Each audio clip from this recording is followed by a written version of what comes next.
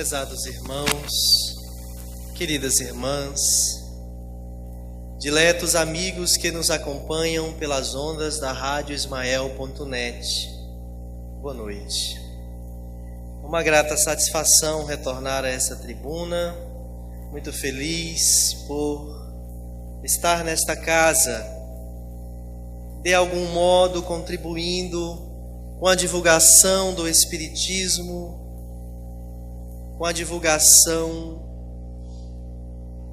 das verdades que o Consolador prometido nos proporciona. O tema que nos fora sugerido, uma pergunta: fora do templo há salvação? É por demais interessante e nos chama a atenção, porque quando pequeno, nesta casa espírita, ouvindo as explicações, lembro de uma frase que a minha avó repetia tanto, sempre que cabia a repetição, que eu aprendi e passei a entender que a noção de templo vai muito além das paredes físicas de uma instituição a que estejamos vinculados.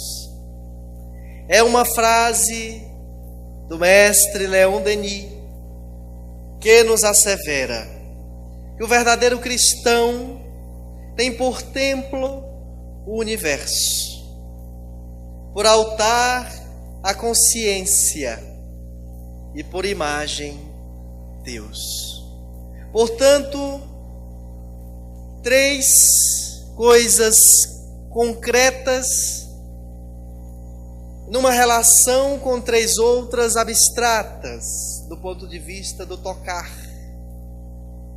mas não tão abstratas do ponto de vista do sentir e do vivenciar. Allan Kardec assevera-nos, em contraposição a um dogma equivocado do passado, que dizia que fora da igreja ou do templo não havia salvação, ele coloca que fora da caridade não há salvação. Mas ele assevera isto num texto de O Evangelho segundo o Espiritismo, que só surge anos após o Livro dos Espíritos, mesmo a versão definitiva que já contemplava, portanto, a pergunta de número 886 daquela obra primeira da doutrina espírita: qual o sentido da caridade, qual a entendia Jesus? Em que vamos encontrar a resposta dos benfeitores a nos dizer: benevolência para com todos, indulgência para com as imperfeições alheias e perdão das ofensas. Portanto, é um convite à execução dessas atividades. Aquele que nos pede uma esmola, quando a podemos dar e damos, atendendo, portanto, a sua fome, a sua doença, o seu frio, a sua nudez, ou seja, qual for o outro benefício que atendamos naquele instante, é um bem que fazemos àquela pessoa. Mas vamos entendendo que há outros bens de menor impacto no bolso, na dispensa, na economia financeira, e que também produzem grande efeito. A cordialidade, por exemplo. Tratar bem a criatura, fazendo-a sentir-se um ser humano, sorrindo, cumprimentando, apertando-lhe a mão, dando-lhe afetuoso abraço, ouvindo-lhe a necessidade que naquela hora reclama de escuta, emprestando-lhe um livro que possa trazer ensinamentos os quais o beneficiará, dar uma carona, ceder o seu lugar no transporte para aquele que parece estar mais cansado, mais precisado Isso, portanto, independe da idade, da condição de carregar uma criança ou objetos pesados. A benevolência é o bem. Fazer o bem que a pessoa precisa naquele instante, mesmo que não nos tenha pedido, por exemplo. Benevolência para com todos quer dizer que eu não deva fazer o bem apenas àqueles de quem eu deva esperar, ou eu posso esperar, um favor mais tarde. Eu vou fazer bem a esse aqui, porque mais tarde eu posso ir pedir alguma coisa e ele vai se lembrar que um dia eu fiz um bem a ele. Então ele vai me recompensar. Então, fazer o bem a quem quer que seja. Em contrapartida, como é de se verificar, há atos benevolentes que acabam tendo uma notoriedade e um impacto maior. Sobretudo aqueles em que você faz de modo anônimo, aqueles em que você faz sem esperar nada em troca, aqueles que você faz justamente àqueles que não poderão dar-lhe nada material de volta, mas que poderão dar-lhe preces, poderão dar-lhe gratidão pela palavra, pelo gesto. Não há ninguém no mundo tão infeliz, tão desgraçado, tão pobre, que não saiba fazer algo que num dado instante venha a ser crucial para nós numa necessidade. E quanto mais bem fizermos, aquela criatura ou aquelas criaturas que nós julgamos, essas não podem me dar nada de volta, quando menos esperarmos, é aquela que tinha a condição e surge para nos salvar de um perigo iminente, de um assalto, de um pneu que furou em lugar ermo. Lá e vem aquela criatura, salvo, e ainda mais quando não podem até nos atender, salvando-nos a vida de modo efetivo. Quando, por exemplo, Ayrton, somente aquela pessoa, lavador de carro, aquele a quem eu sempre subestimei porque dava-lhe uns trocados e sentia-me, portanto, melhor que ele, é o único, dona Diana, em compatibilidade de me doar um rim, pulmão, uma medula, que vai me salvar a vida. Todos nós temos a condição de fazer o bem a alguém ou a vários alguém com os recursos que possuímos. Desde os recursos da nossa inteligência, aos recursos físicos do que o nosso corpo é capaz de fazer, a nossa arte, o nosso talento, o nosso dom pessoal. Nós podemos ser voluntários em instituições, prestando o nosso serviço de cozinheiro ou cozinheira, de costureiro ou costureira, de alfaiate, de engraxate, de zelador.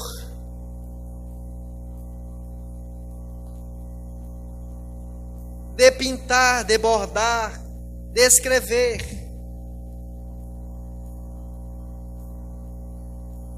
Temos assistido vários belos casos de pessoas que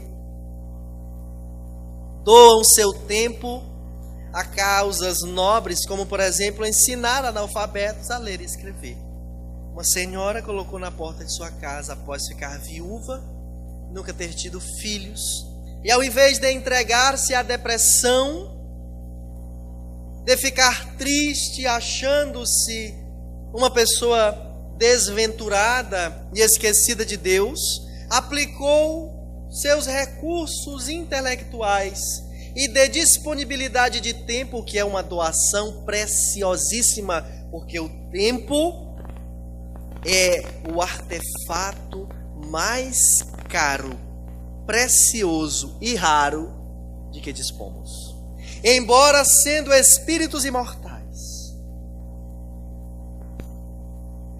se há um bem que nós desperdiçamos e do qual nós nos arrependemos muito, é o tempo.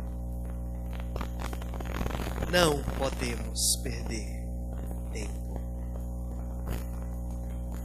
No materialismo, seu Fernando, em especial no capitalismo, o bordão é de que tempo é dinheiro.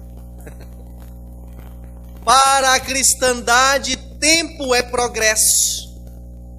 Tempo é elevação. Tempo é oportunidade. Conheci na voz de Djavan uma música que não sei se é de sua autoria, mas da qual, Jefferson, eu sou fã e sugiro entrar nos nossos repertórios. És um senhor tão bonito, tens a cara do meu filho. Tempo, tempo, tempo, tempo. És um dos És um tesouro mais lindo. Tempo, tempo, tempo, tempo. Uma música fantástica, que eu me reencontrei com ela através do YouTube, fazendo uma pesquisa, e que por acaso ela me surge, mas que eu houvera aprendido ou conhecido pela primeira vez, fomos apresentados durante alguns anos através da Rádio Cruzeiro FM. Era uma rádio que existia nesta cidade e que, segundo constam os amigos, ela toca nos planos espirituais.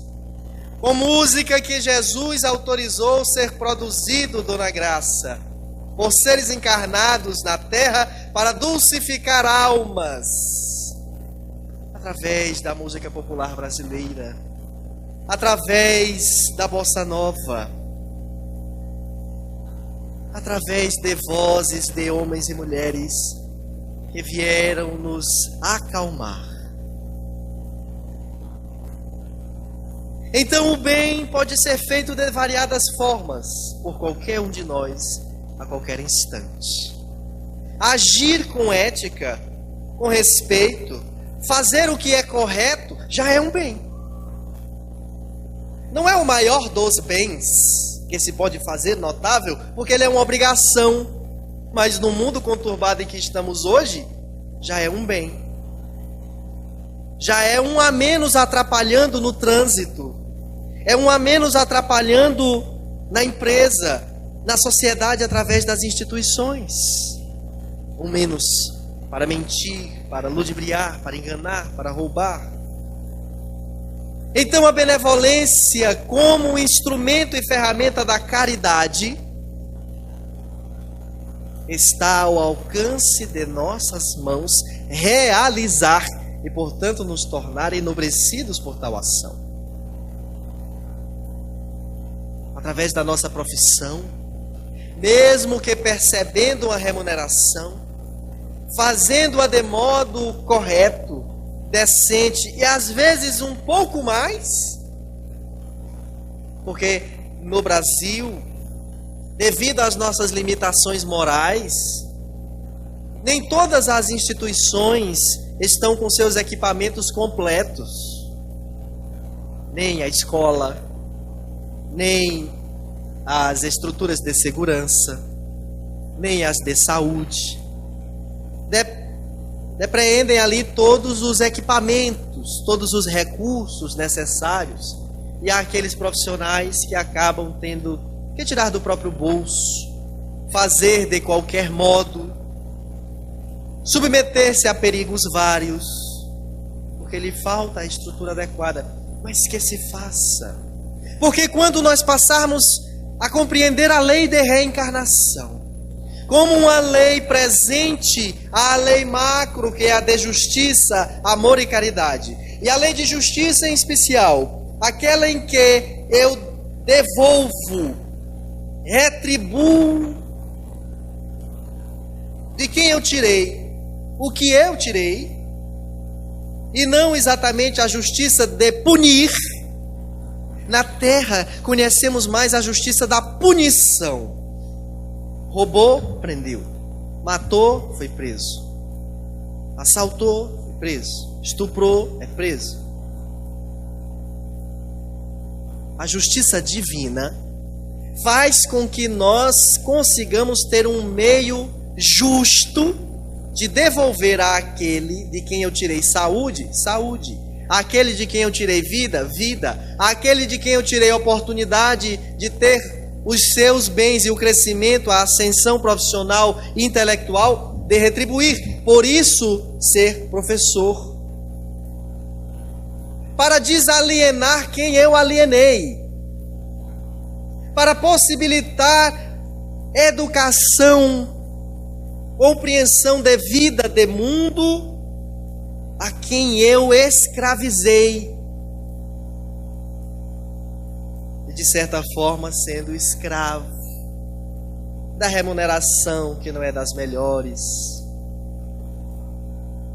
da infraestrutura que não é adequada, mas atendendo a um programa divino de superar-me nas forças que possuo para bem cumprir o papel que me fora designado. Quando somos espíritas, que adquirimos essa visão de mundo, as nossas dificuldades elas diminuem, porque nós encaramos, enxergamos, percebemos e, portanto, vivenciamos essas dificuldades do campo profissional, do campo institucional, do campo social, de um modo geral, de um modo muito diferente.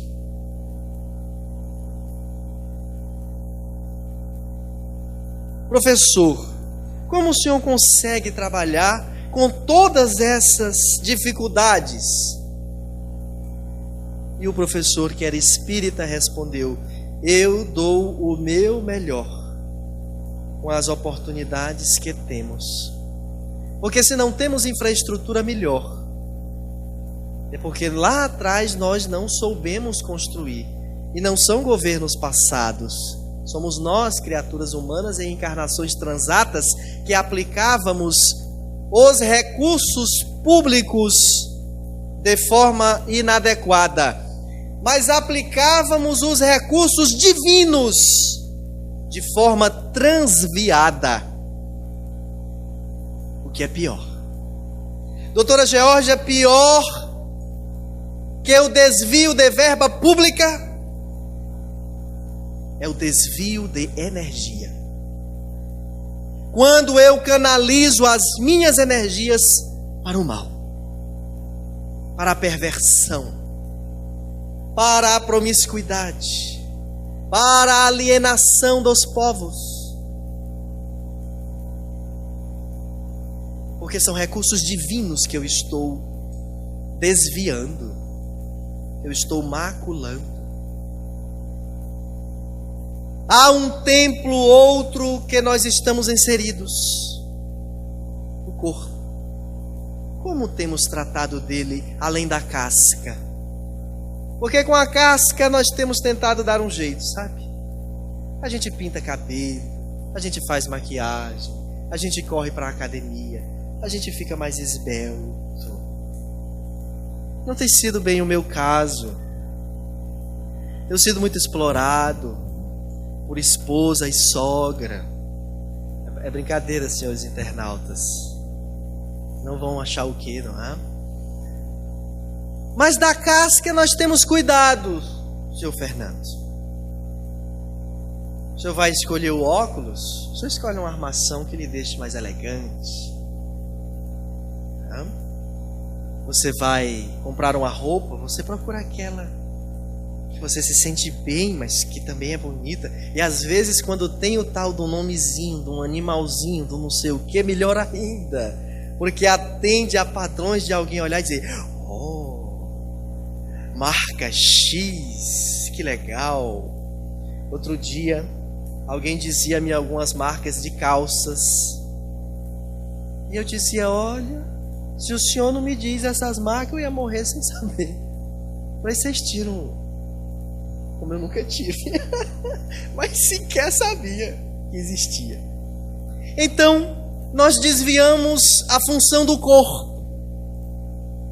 A ingestão de bebida alcoólica, a ingestão do cigarro, a gula, são alguns exemplos Mas tem um outro exemplo, Roselândia, que daqui a alguns anos não muito distantes, estaremos com campanhas na televisão, em outdoors, nos impressos. A agressividade com o nosso corpo através da ira, do ódio,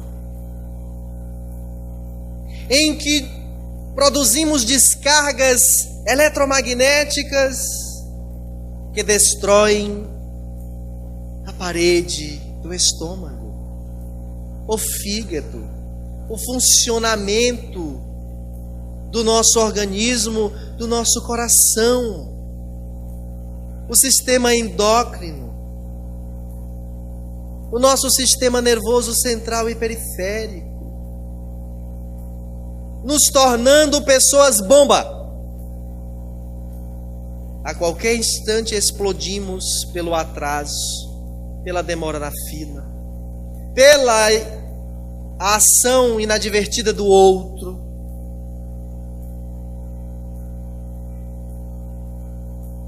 Na última sexta-feira, nós fomos surpreendidos por algumas dificuldades para fazer com que Éden Lemos e Cláudia Lemos chegassem até aqui.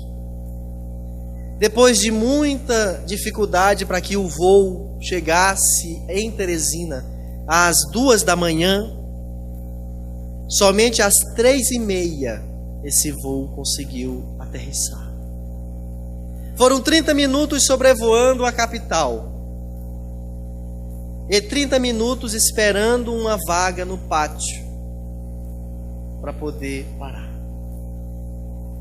Então, enquanto isso, assistíamos uma criatura, um casal muito irritados pela demora daquela aeronave, daquele voo, deixando de olhar a Deus e bem dizer: Senhor, graças a Deus que com muita demora pelo menos chegou, ninguém perdeu a vida, como 21 pessoas perderam no estado de São Paulo devido ao mau tempo.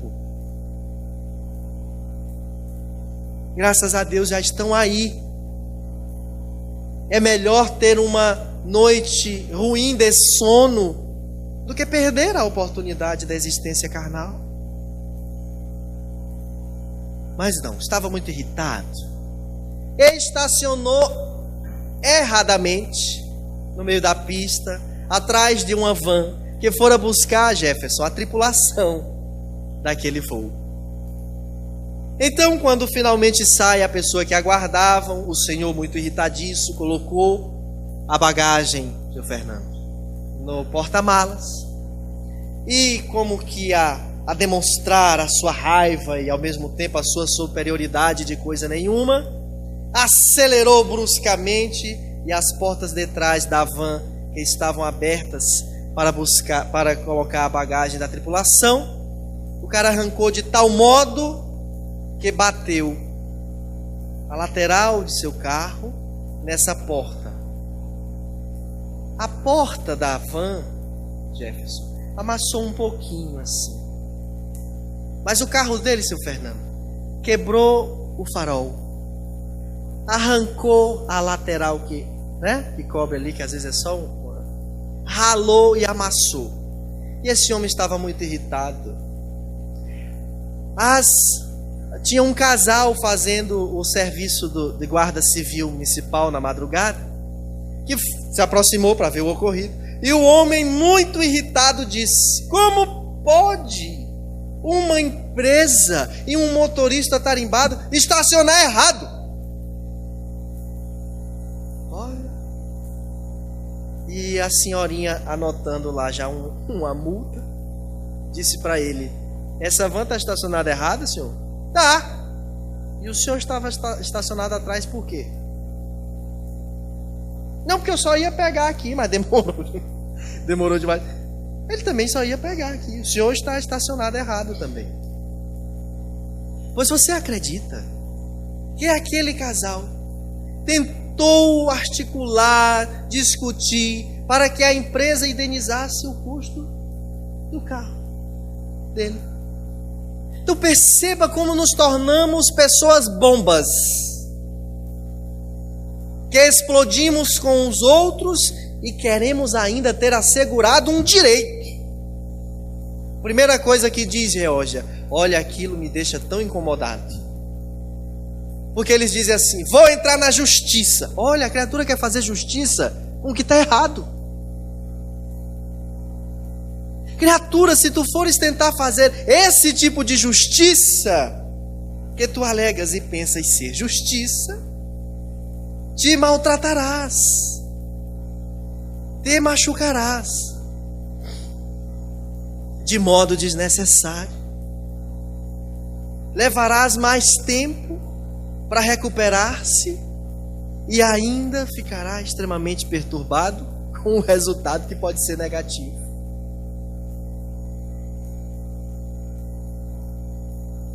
Há várias formas de fazermos o bem. Nós temos recursos intelectuais, de habilidades para fazê-lo. E uma outra forma de fazer o bem é compreendendo a limitação do outro. Limitação não só de entender um assunto da gramática, da matemática, da geografia. Compreensão de que o outro não consegue entender ainda uma lei de vida. E que veio para próximo de mim, seja em seio familiar, em ambiente profissional, ou a instituição religiosa, social a que me filio para participar rotineiramente, para que eu de alguma forma contribua no seu resgate de afinidade para a compreensão da vida verdadeira.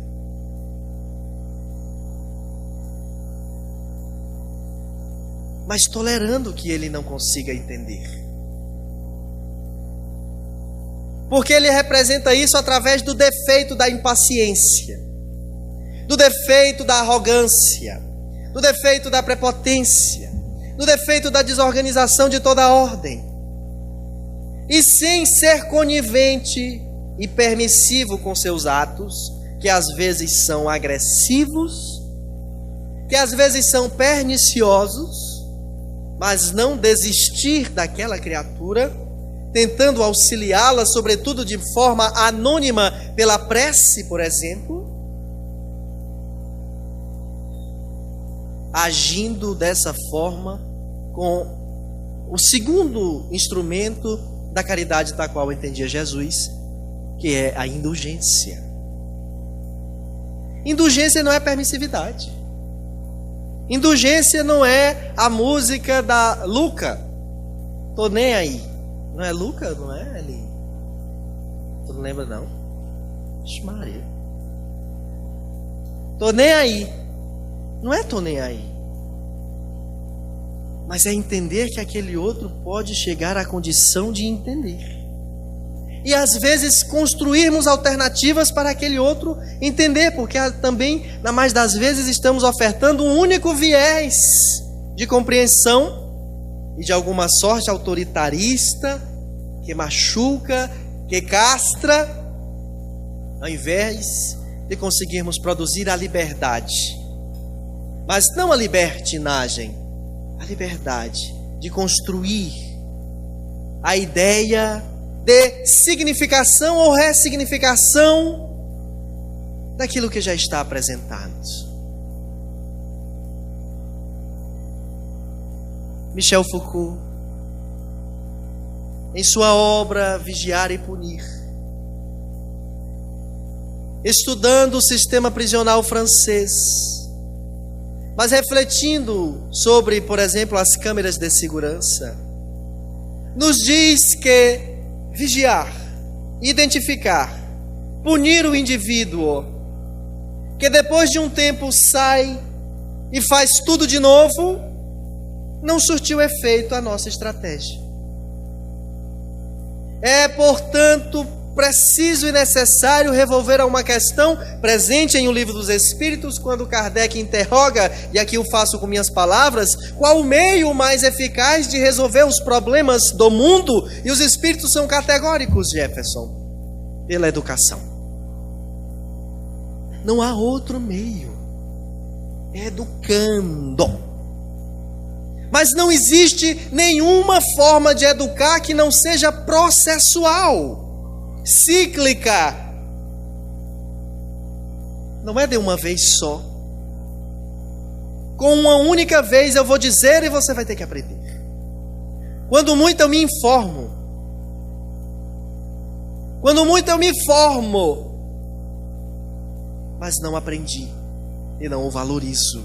Não o trago para a minha educação. Durante muitos e muitos anos, a educação escolar tem se transformado nesse berço de transferência de conteúdos sem significação. Por mais importante que eles sejam e cruciais para o nosso discernimento, mas não encontram significação no seio do indivíduo que recebe aquelas informações repassadas, porque ele vive uma vida onde aqueles conteúdos não fazem sentido. Ele respira aquilo que ele estuda. Ele usa no seu corpo, nos equipamentos, a ciência que ele está estudando na escola. Mas as suas relações afetivas, psíquicas, sociais, emocionais, são preponderantes àquele processo. E a postura autoritária no lar, a postura autoritarista na escola, a postura competitiva da sociedade, mais exclui, perturba e desequilibra o indivíduo, que lança a mão, faz uso de estratégias que ele não acha que é corrupção, mas é da pesca, a cola, para a prova, de adulterar um documento. Não podemos chamar isso de educação. Em que aquele conteúdo que eu entreguei e obtive a nota e passei, eu o fiz de um modo corrupto. Não é este o sentido de educação que o Mestre nos trouxe e que o Consolador prometido nos adverte. Aí, nós vamos caminhando para a conquista da paz. Essa conquista da paz tem estreita ligação com o nosso íntimo. Como eu enxergo a vida. Como eu encaro as minhas dificuldades e adversidades. E vou me deparar com um obstáculo muito forte, que me desequilibra e perturba e desorganiza. São os meus rancores, as minhas mágoas, as minhas decepções, que ocupam considerável espaço em minha consciência, em minha alma, refletido nesse instrumento divino chamado coração, que Jesus estabelece uma proposta terapêutica como forma de libertar-nos.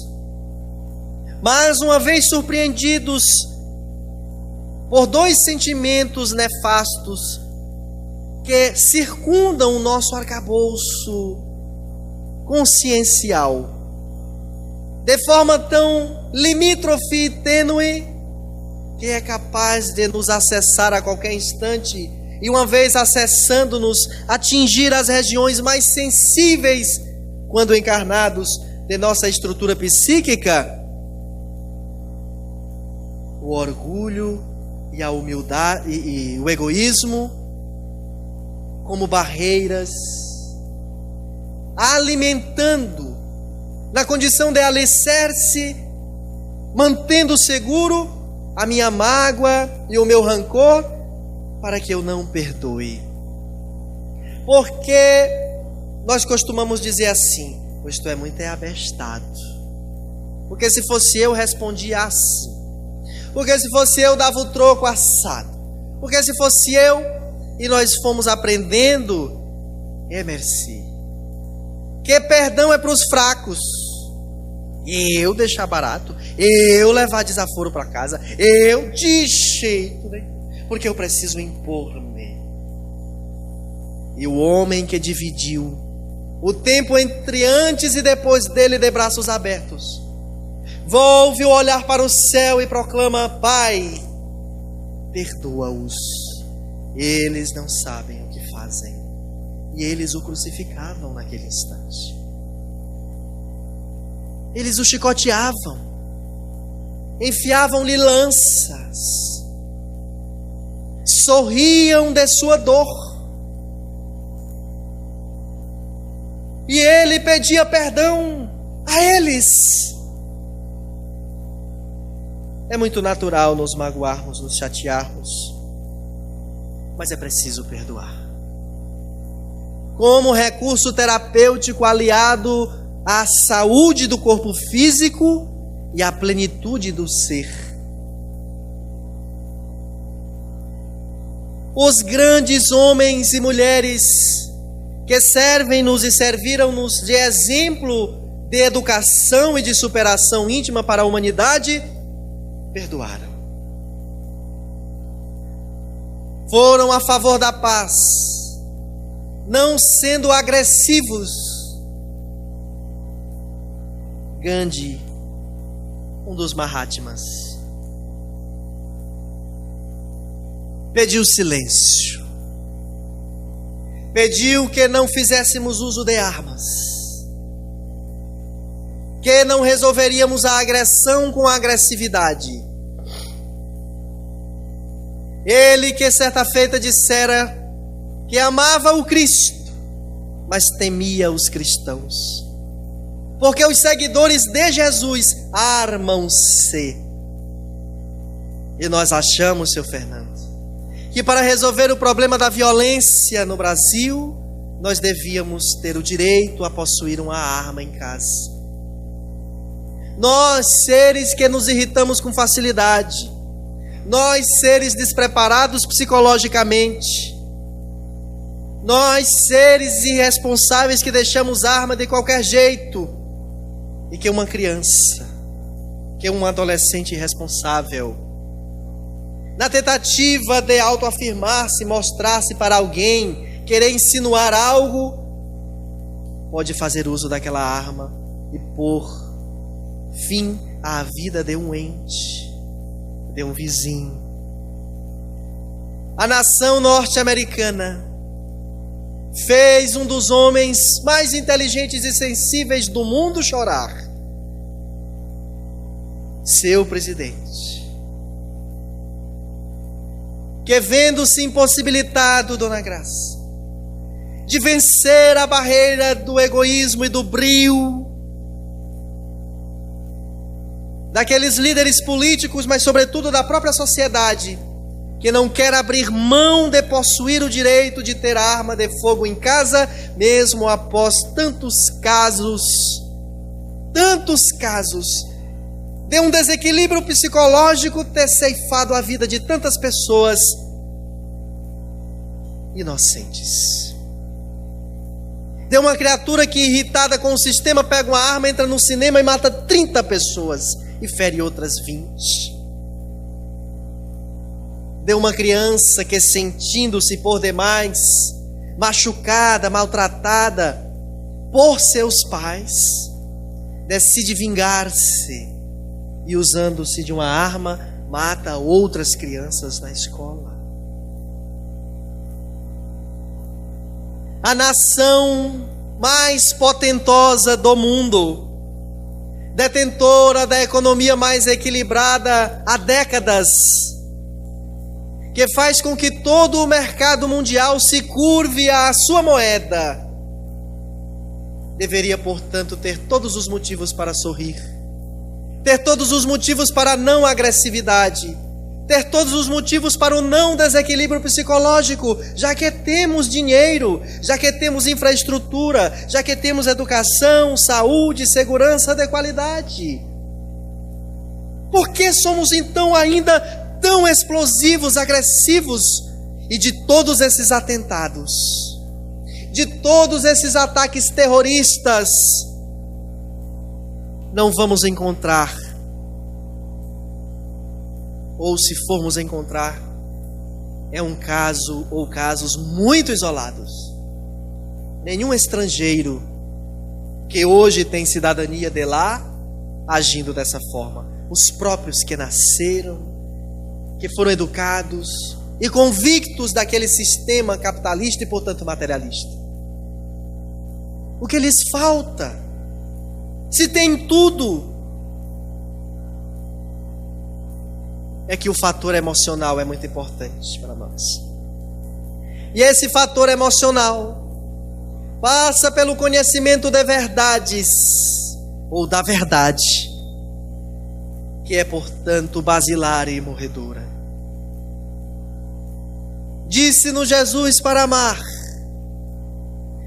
indistintamente, amar ao próximo como a si mesmo, e uma vez tendo inimigos que os amássemos, e nós os matamos, porque não cremos na perpetuidade da vida, não cremos no retorno a um novo corpo, a uma nova existência, em um novo cenário que agora nos possibilite ser amados por quem fomos maltratados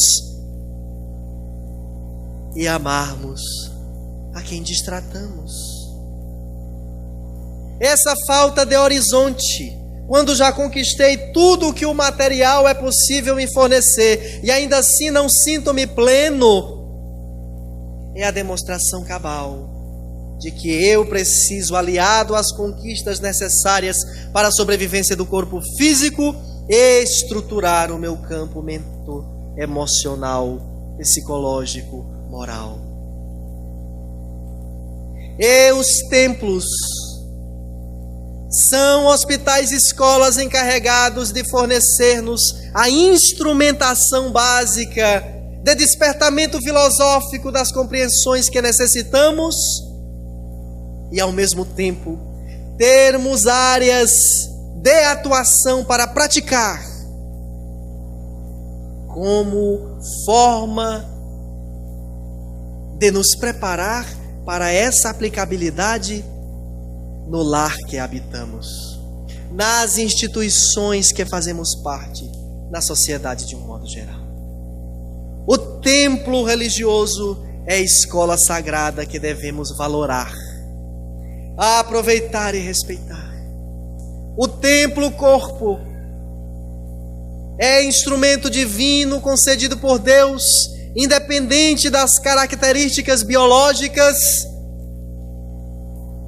para nos permitir o burilamento da alma.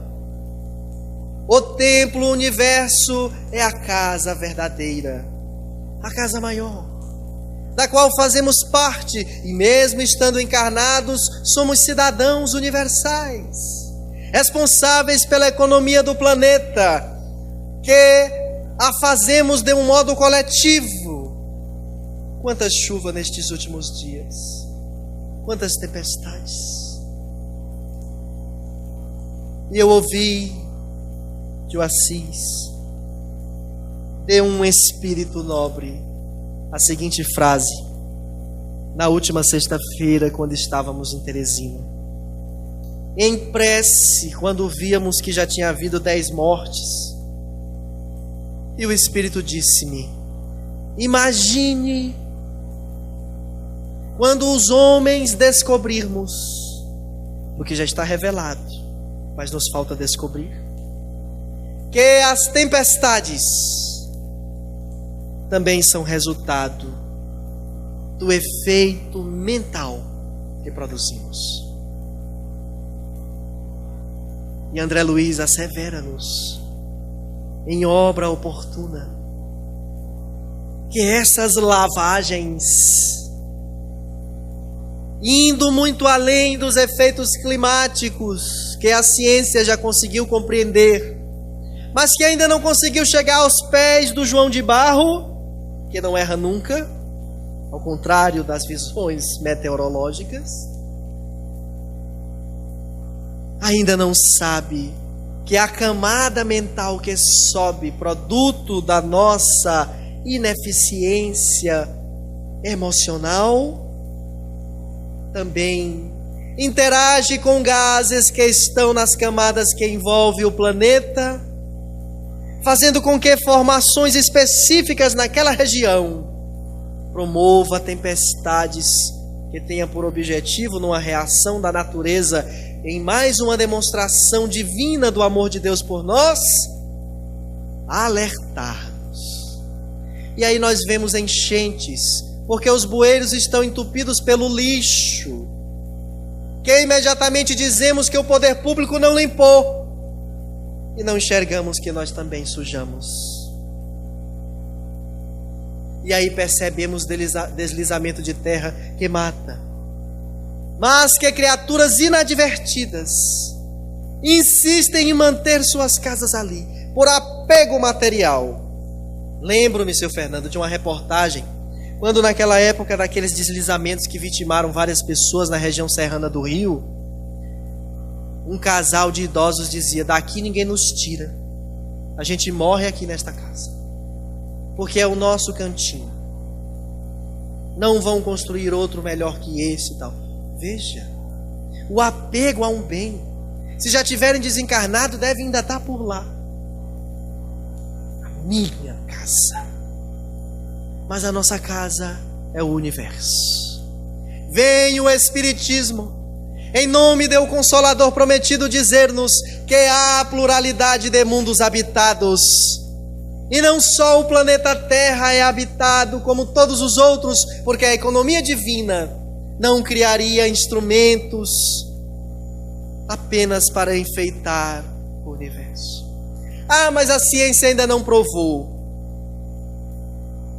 É que a ciência somos nós, e nós somos imperfeitos, e nós estamos atrasados, e nós ainda estamos caminhando.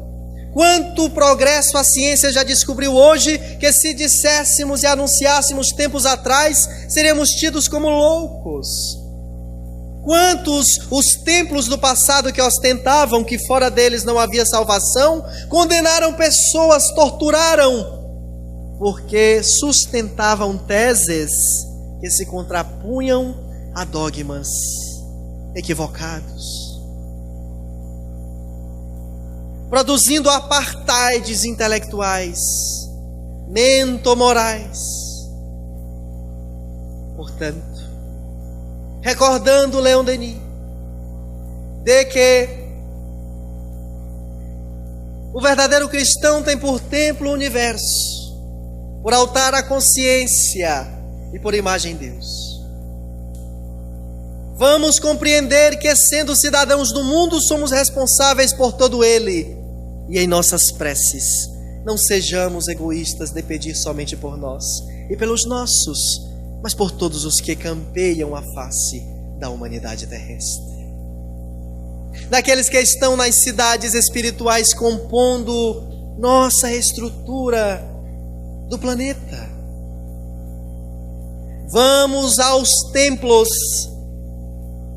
continuemos perseverando no templo espírita, para adquirirmos a compreensão, o estudo, a convicção, a exemplificação e a oportunidade de laboratórios que nos formem para a vida lá fora, a fim de que nossa consciência se planifique dos conteúdos, dos sentimentos e das ações. E busquemos o pilar primeiro do Espiritismo, que nos diz que há Deus, e Ele governa, e Ele preside a tudo e todos, Ele precede a tudo e todos, e sucede a tudo e todos. Por mais tenhamos construído com nossas próprias mãos o que hoje possuímos e iremos depossuir, ainda assim nada mais do que manipulamos instrumentos que Ele nos concedera. Portanto, adquirindo o entendimento de cidadão universal, a consciência dos conteúdos imorredouros da planificação da criatura humana, tendo como base a existência de Deus e, portanto, da imortalidade. Proclamemos aos céus qual fez de modo sentido, forte e eficaz a missionária Cáritas, que dizia: Deus, nosso Pai, que sois todo poder e bondade, dai força àquele que passa pela provação, dá luz àquele que procura a verdade, onde no coração do homem a compaixão e a caridade. Deus, dai ao viajor a estrela guia, ao aflito a consolação e ao doente o repouso, Pai. Dai ao culpado o arrependimento, ao espírito a verdade, à criança o guia e ao órfão o Pai. Senhor, que a vossa bondade se estenda sobre tudo o que criastes. Piedade, Senhor, àqueles que não vos conhecem, esperança àqueles que sofrem. Que vossa bondade permita aos Espíritos Consoladores derramarem por toda a parte a paz, a esperança e a fé. Deus, um raio, uma faísca do vosso amor pode abrasar a terra, deixar-nos beber na fonte desta bondade fecunda e infinita, e todas as lágrimas secarão, todas as dores acalmar-se-ão, um só coração e um só pensamento subirão até vós, como um grito de reconhecimento e de amor.